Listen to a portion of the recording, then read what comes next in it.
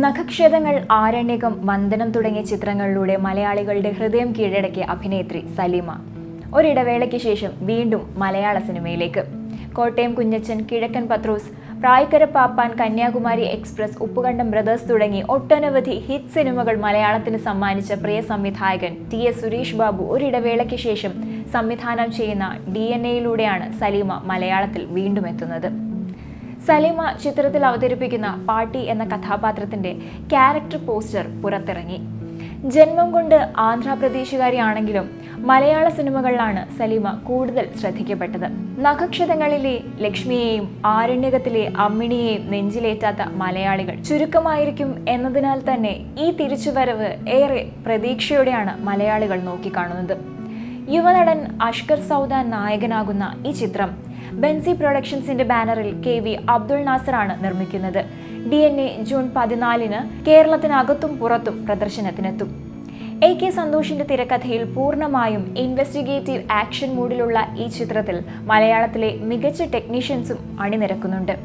Action രംഗങ്ങൾ ഈ ചിത്രത്തിന്റെ ഏറെ ആകർഷകമായ ഒരു ഘടകമാണ്. മോഹൻലാൽ നായകനായി പ്രേക്ഷകർ കാത്തിരിക്കുന്ന ചിത്രമാണ് L360.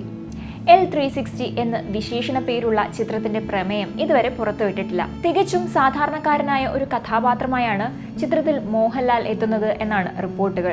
L360യുടെ ലൊക്കേഷനിൽ നിന്നുള്ള വീഡിയോ പുറത്തുവിട്ടത് പ്രേക്ഷകരുടെ ശ്രദ്ധ ആകർഷിച്ചിരിക്കുകയാണ്. ചിത്രത്തിന്റെ സംവിധാനം നിർവഹിക്കുന്നത് തരുൺ മൂർത്തിയാണ്.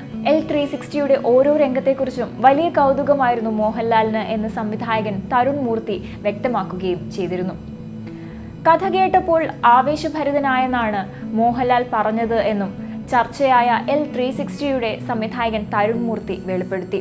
L360 വൈകാതെ തന്നെ തുടങ്ങാൻ മോഹൻലാൽ നിർദ്ദേശിച്ചതിനാലാണ് ഏപ്രിലിൽ ചിത്രീകരണം നടത്താൻ തീരുമാനിച്ചതെന്നും തരുൺ മൂർത്തി നേരത്തെ വെളിപ്പെടുത്തിയിരുന്നു. മോഹൻലാലിനെ നായകനാക്കി രജപുത്ര നിർമ്മിക്കുന്ന ചിത്രമാണ് L360. ചിത്രത്തിൽ മോഹൻലാൽ അവതരിപ്പിക്കുന്ന കഥാപാത്രം പത്തനംതിട്ട ജില്ലയിലെ റാന്നിയിലെ ഒരു സാധാരണക്കാരനാണ്. മോഹൻലാൽ ഒരു റിയലിസ്റ്റിക് നായക കഥാപാത്രത്തെ L360യിൽ അവതരിപ്പിക്കുന്നുവെന്നാണ് ചിത്രത്തിന്റെ പ്രധാന പ്രത്യേകത. കൂടാതെ ഈ ചിത്രം സാധാരണ മനുഷ്യരുടെയും അവരുടെ ജീവിതത്തെ പ്രധാനമായും ഫോക്കസ് ചെയ്യുന്ന ഒന്നായിരിക്കുമെന്ന് റിപ്പോർട്ടുണ്ട്. തരുൺ മൂർത്തിയും സുനിലും ചേർന്നാണ് തിരക്കഥ ഒരുക്കിയിരിക്കുന്നത്. തമിഴ് സിനിമാ ലോകത്തെ 2 അതികായന്മാർ ഒന്നിക്കാൻ പോകുന്നുവെന്ന വാർത്തയാണ് ഇപ്പോൾ പുറത്തുവരുന്നത്. തല അജിത്തും സംവിധായകൻ ശങ്കറും ഒന്നിക്കുന്ന ഒരു പ്രൊജക്റ്റാണ് ഇപ്പോൾ കോളിവുഡിലെ ചർച്ച.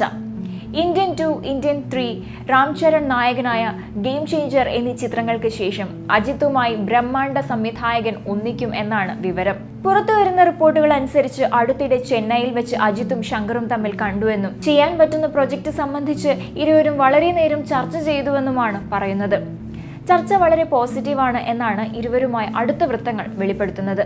വരും മാസങ്ങളിൽ തന്നെ വലിയ പ്രഖ്യാപനം ഇരുവരുടെയും പ്രൊജക്ട് സംബന്ധിച്ചുണ്ടാകും എന്നാണ് വിവരം. തമിഴ് സിനിമാ വ്യവസായത്തിലെ 2 പ്രധാന വ്യക്തികളാണ് ശങ്കറും അജിത്തും.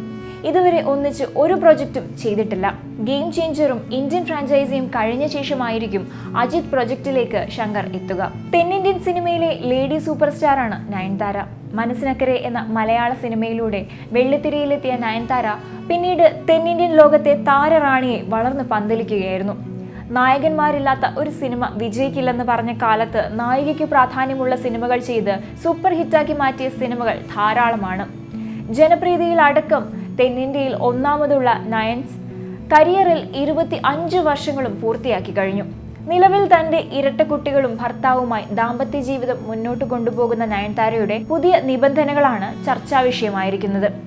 തമിഴ് സിനിമാ രംഗത്തെ വിവരങ്ങൾ പങ്കുവെക്കാറുള്ള അനന്തനാണ് നയൻതാരയുടെ പുതിയ നിബന്ധനകളെക്കുറിച്ച് വിവരിച്ചത്. സമീപകാലത്ത് 9 മണിക്ക് സെറ്റിലെത്തിക്കൊണ്ടിരുന്ന നയൻതാര ഇപ്പോൾ 11 മണിക്കാണ് ലൊക്കേഷനിലെത്തുന്നതെന്ന് അനന്തൻ പറയുന്നു. ഒരു തമിഴ് യൂട്യൂബ് ചാനലിനോടായിരുന്നു ഇദ്ദേഹത്തിന്റെ പ്രതികരണം.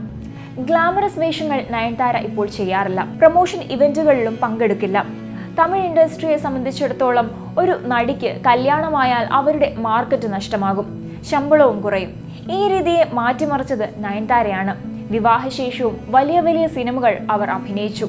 ചില പടങ്ങൾ വേണ്ടെന്ന് പറഞ്ഞതല്ലാതെ അവസരങ്ങൾ കുറഞ്ഞില്ല. പക്ഷേ സിനിമകളൊന്നും ഓടുന്നില്ല. അതിന് കാരണം നയൻതാരയല്ല, സിനിമകളാണ്.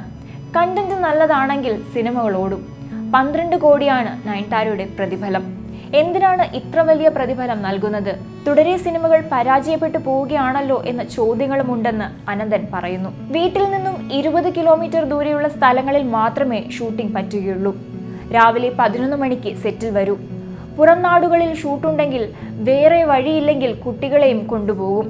കുട്ടികളുടെ കാര്യം നോക്കാൻ വേണ്ടിയാണ് ഈ നിബന്ധനകളെന്നും അനന്തൻ പറയുന്നു. ഇത്രയും നിബന്ധനകൾ ഉണ്ടെങ്കിൽ പ്രതിഫലം കുറച്ചുകൂടെ? 11 മണിക്ക് വന്ന് 5 മണിക്ക് പോകുന്നത് എങ്ങനെ ശരിയാകുമെന്നും ഇൻഡസ്ട്രി എങ്ങനെയാണ് ഇത്തരം നിബന്ധനകൾ സമ്മതിക്കുന്നതെന്നും മനസ്സിലാകുന്നില്ല എന്നും അനന്തൻ പറഞ്ഞു.